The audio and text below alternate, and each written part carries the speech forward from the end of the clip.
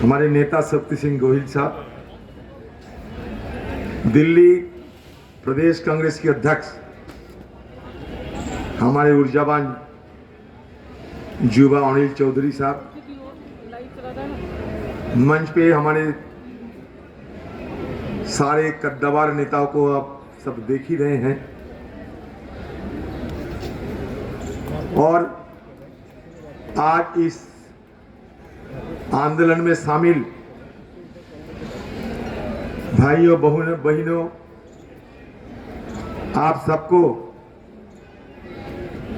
मैं हृदय से स्वागत करता हूं कि आप सबने आज संसद घेराव करने की जो सिद्धांत लिए हैं, संसद घेराव करने की जो रवैया अपनाए हैं, उसके लिए आप सबको मैं बड़ा सम्मान करना चाहते हैं, और इस कदम के चलते आप सब काबिले तारीफ भी है। हिंदुस्तान में आज एक तानाशाही की राज चलते हैं। ये हिंदुस्तान की आम लोगों को पता होने लग गए हैं, और जब पता होने लगे हैं तो मोदी जी तिजोरी खाली करा के हर दिन अगर टीवी में देखे, कहीं ना कहीं हिंदुस्तान में और खासकर जहां चुनाव होने वाला है, सारे राज्यों में तिजोरी खाली करके विकास की ढिढोरा पीट रहे हैं। मोदी जी इसमें माहिर है कि हर चीज में कैसे ढिढोरा पीटा जाए। ये हिंदुस्तान के हर राजनीतिकों को मोदी जी से सीखना पड़ेगा, क्योंकि ये कला मोदी जी को बखूबी मालूम होते हैं। ये कहते हैं कि कांग्रेस ने क्या किया 70 साल में, हर बात में ये जिक्र होते हैं, लेकिन मेरा एक छोटा सा सवाल है। ये सरकार कुछ दिन पहले कोविड के उपरांत हमारे देश में जब आर्थिक हालात चरमरासी हो गए हैं, तो ये मोदी की सरकार जब 14 करोड़ नौकरियां चले गए हैं, तो ये मोदी की सरकार फैसला लिए कि हम 6 लाख करोड़ की जो संपत्तियां हैं हमारे देश में, चाहे रेल हो, चाहे रोड हो, चाहे एयरपोर्ट हो, इसको बेचना पड़ेगा। इसका कुल मिलाकर 6 लाख करोड़ की रकम हासिल करने के चलते ये सरकार ऐलान कर चुके हैं। मेरा सवाल ऐसे छोटी सी एक सवाल रखना चाहते हैं कि अगर कांग्रेस ने पिछले 70 सालों में कुछ नहीं किया होते, तो ये 6 लाख करोड़ संपत्तियां बेचने के लिए तुम्हें ये मौका कहां से मिलते मोदी जी? ये सवाल मैं करना चाहते हैं। ये मोदी जी की जमाने में हमारे घर की मां बहिनें ये नया तजुर्बा हासिल कर रहे हैं। वो क्या है? रसोई घर में कर्फ्यू लगा दो। अगर रसोई घर में कर्फ्यू ना लगाए तो आपको बाजार से कुछ खरीद के लाने का जरूरत नहीं होगा। अब बाजार जाओगे तो बाजार में आग लगी है, तो बाजार में जब आग लगी है, जेब में जब पैसा नहीं है, तब रसोई घर में कर्फ्यू लगाना मुनासिब जरूर हमारे मां बहनों ने हिंदुस्तान में महसूस कर रहे हैं। ये हालात बना दिया किसने? हमारे मोदी जी ने। कल राज्यसभा में जहां से हमारे निलंबित सदस्यों ने यहां आए हैं, बहन जी छाया वर्मा से लेकर हमारे शक्ति सिंह गोहिल, अखिलेश जी सब निलंबित हुए हैं राज्यसभा से। अपना आम लोगों की बात रखने की, हिंदुस्तान के गरीब मजदूरों की बात रखने की गुनाह उन्होंने किए हैं, इसलिए उन सबको निलंबित किया गया है। महंगाई को लेकर सदन के अंदर सदन की बाहर कांग्रेस आज से नहीं काफी दिनों से हम आंदोलन छेड़ दिए हैं, हम संघर्ष कर रहे हैं। और ये संघर्ष करते करते जब हमारे पार्टी की आला कमान ने फैसला किया कि दिल्ली की रामलीला मैदान में महंगाई हटाओ रैली करना जरूरी है, तो ये सरकार को ये लगा कि ये महंगाई रैली करने में अगर इजाजत दिया जाए तो उसके लिए और आगे ज्यादा मुसीबत खड़ा हो सकते हैं, इसलिए इसको खारिज किया जाए। लेकिन वो ये नहीं मालूम था उनको, रामलीला मैदान में जरूर कांग्रेस पार्टी की महंगाई रैली को आपने बंद किए हैं। इसका मतलब ये नहीं कि कांग्रेस रुकने वाला है, कांग्रेस रुकने वाला नहीं है, कांग्रेस हटने वाला नहीं है, कांग्रेस हिचकने वाला नहीं है।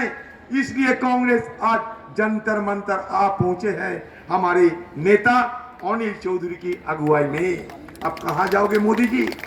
हमारे बहन जी कह रहे थे कि दिया की वो जो पाला होते हैं जब खत्म होने की कगार आते हैं, नौबत आते हैं, तो वो भभकते रहते हैं। तो मोदी जी की दिया की भी ये भभकना शुरू हो गए और इसके चलते वो आज डर के मारे हमारे रामलीला मैदान में महंगाई रैली अनुष्ठित करने की इजाजत भी नहीं दे रहे हैं। आपको ये भी हम जानकारी दे, आज की तारीख में लोकसभा में हमारे नेता राहुल गांधी ने एक स्थगन प्रस्ताव की मांग किया था। स्थगन प्रस्ताव की मुद्दा क्या था? स्थगन प्रस्ताव की मुद्दा यह था कि जब हम सरकार को पूछते हैं कि हमारे दिल्ली बॉर्डर पे पंजाब, हरियाणा, यूपी के लाखों की तादाद में जो किसान एक साल से ज्यादा वहां आंदोलनरत हैं, उसमें कितने किसानों की मौत हुई है, कितने किसानों शहादत करने में मजबूर हुए हैं, इसका तरह ब्यौरा पेश किया जाए, इसका आंकड़ा दिया जाए। तो सरकार की तर्क ये रही कि लॉ एंड ऑर्डर मतलब कानून ये प्रांत के मसला है और हमें ना तो हरियाणा सरकार और ना तो यूपीए सरकार ऐसा कोई सूचना नहीं दिए हैं कि आंदोलन के चलते वहां कोई भी एक किसानों की मौत हुई है। इससे बड़ा और क्या झूठ हो सकते हैं? आप सब जरा चिंता करके देखो। ये मोदी जी को हम बार बार ये गुहार लगाते आ रहे थे कि कम से कम हिंदुस्तान के किसानों को ये तो बताओ, हिंदुस्तान के किसानों को ये तो बताओ, पिछले एक साल से आंदोलन करते करते कितने किसानों को जान गंवाने पड़ी। हिंदुस्तान के आम लोगों को, हिंदुस्तान के किसानों को ये जानकारी लेने की अधिकार है, लेकिन मोदी जी की सरकार बहाने देते हुए, ये तर्क लगाते हुए कि कानून और स्थिति ये प्रांत की मसला है, हम कुछ नहीं कह सकते। आज राहुल जी क्या किया जानते हैं? आज राहुल जी एक नया इतिहास रचा दिया सदन के अंदर। सरकार को जो काम करना चाहिए था वो सरकार की नाकामी के चलते राहुल जी को खुद ये बोझ उठाते हुए सदन के अंदर सारे सूची को पेश करने के मजबूर होना पड़ा कि ये देखिए मोदी जी, मेरे हाथ अभी इसी वक्त 400 से ज्यादा हमारे शहीद किसानों की सूची है, अगर आप लेना चाहते हैं तो ले लीजिए, क्योंकि आपका पास इसका सूची नहीं है। और राहुल जी सदन में बैठकर ये सारे पर्ची जमा दिया और उसका ऑथेंटिकेशन भी करा दिया, उसका जिम्मेवारी भी उन्होंने लिया। मैं चुनौती देते हैं सरकार को, सदन के अंदर चुनौती दिया कि अगर राहुल जी की सूची में कोई गलत रही तो आप ये चुनौती स्वीकार करते हुए बयान पेश करो। देने का हिम्मत नहीं हुई। वो जो कहा था ना भभकने वाला, ये दिया हो गए। आज वो डर के मारे कोई जवाब देने से इनकार करते रहे। ये है हमारे मोदी जी की आज की हालात। कल राज्यसभा में एक बयान पेश किया गया था सरकार की तरफ से, आपको सुनने में हैरान होगी। ये बखूबी हैरान होना जरूरी भी है कि मोदी जी के जमाने में पेट्रोल, डीजल, रसोई गैस के ऊपर टैक्स लगाते हुए, टैक्स की इजाफा करते करते ये सरकार कितने पैसा कमाया जानते हैं? 32 लाख करोड़ ये सरकार कमाई है सिर्फ डीजल, पेट्रोल, रसोई गैस पे टैक्स लागू करके। कुल मिलाकर 32 लाख करोड़। कांग्रेस पार्टी ये नहीं कहते, ये बयान कांग्रेस पार्टी की नहीं है, ये बयान सरकार की तरफ से राज्यसभा में पेश किया गया है।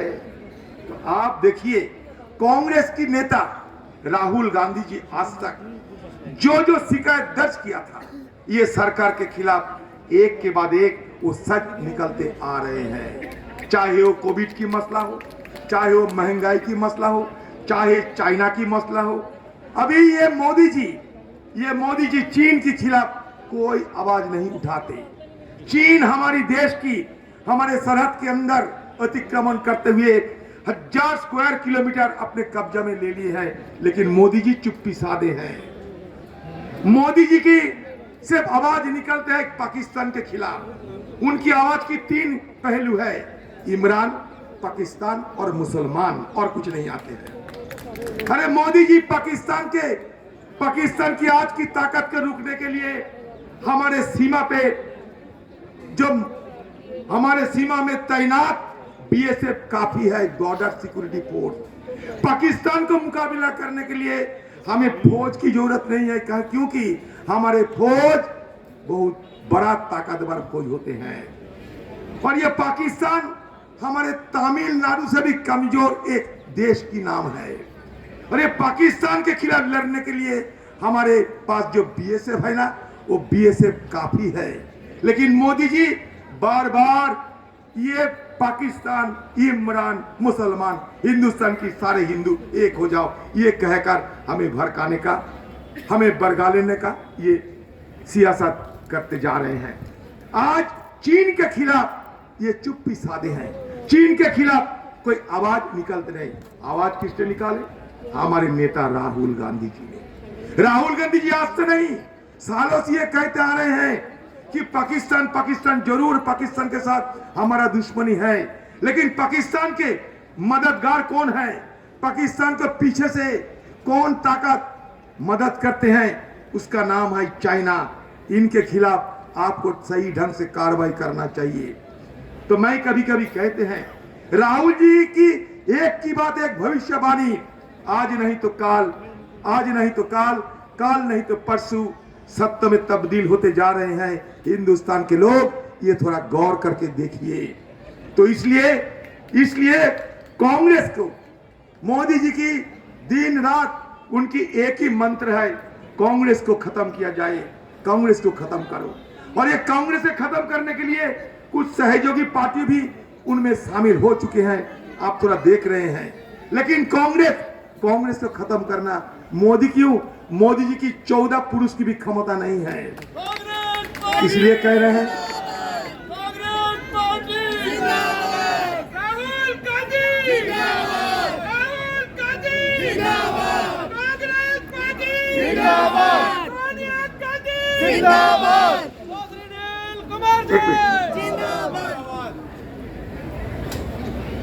कांग्रेस क्या होते हैं जानते हैं?